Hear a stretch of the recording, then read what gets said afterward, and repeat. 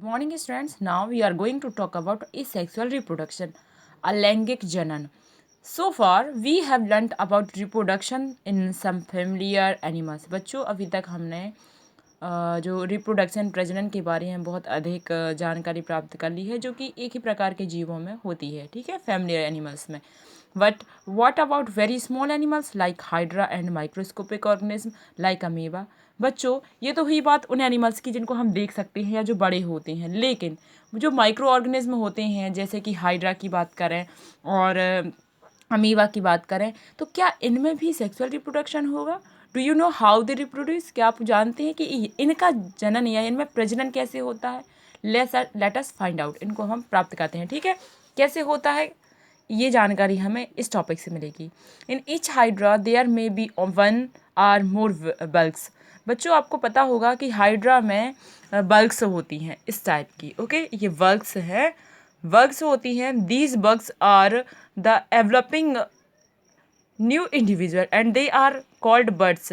जो ये बग्स होती हैं ये आगे चल करके एक न्यू बेबी को बॉर्न करती हैं और इनको बर्ड कहा जाता है. देखो, एक इससे न्यू हाइड्रा का क्या हुआ है, निर्माण हुआ. एक न्यू हाइड्रा इससे बन जाता है. Recall the presence of birds in east. आपको ईस्ट का भी पता होगा कि ईस्ट में भी बर्ड्स होती हैं. In Hydra too the new individual develop as outgrowth from a single parent.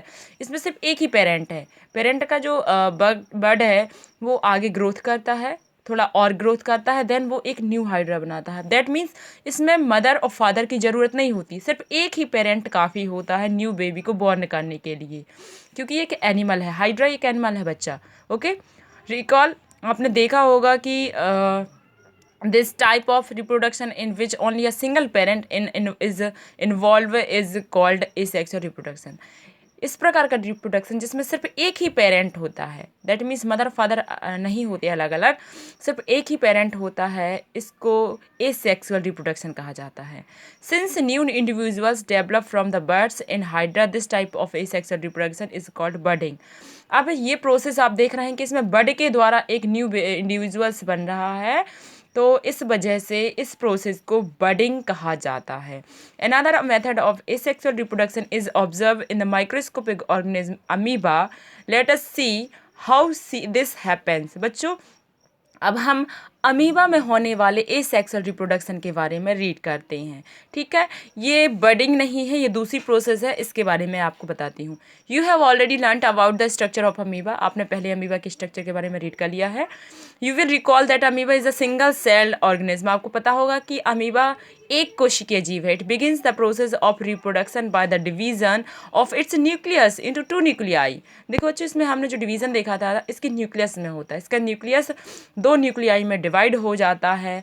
Then इसकी जो सेल मेम्ब्रेन होती है वो भी खिंच करके टू पार्ट में या एक सेप्टा बनाते हुए डिवाइड होती है, और ये न्यूक्लियाई आगे चल के दोनों अलग अलग सेल में चला जाता है, और इस तरीके से एक अमीबा पेरेंट से दो न्यू इंडिविजुअल्स, अमीबा जो डॉटर कह सकते हैं, डॉटर सेल कह सकते हैं, का निर्माण हो जाता है. Okay, finally two amoeba are produced from one parent amoeba.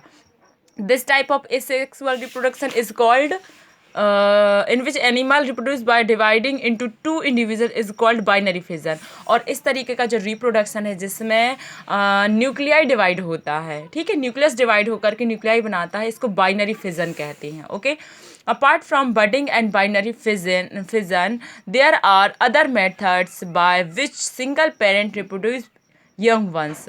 You will study about these in you higher classes. बेटा, अभी तक आपको जो बाइनरी फिजन और जो बडिंग के बारे में बताया गया है, ये एसेक्सुअल की सिर्फ दो मेथड्स हैं. इसके अलावा भी बहुत सारी मेथड्स होती हैं जिसके द्वारा, मतलब एसेक्सुअल रिप्रोडक्शन के अंतर्गत ही बहुत सारी प्रोसेस होती हैं, बहुत सारी मेथड्स होती हैं जिसके द्वारा न्यू इंडिविजुअल्स का बनना होता है. वो आपको आपकी हायर क्लासेस में बताया जाएगा. ओके.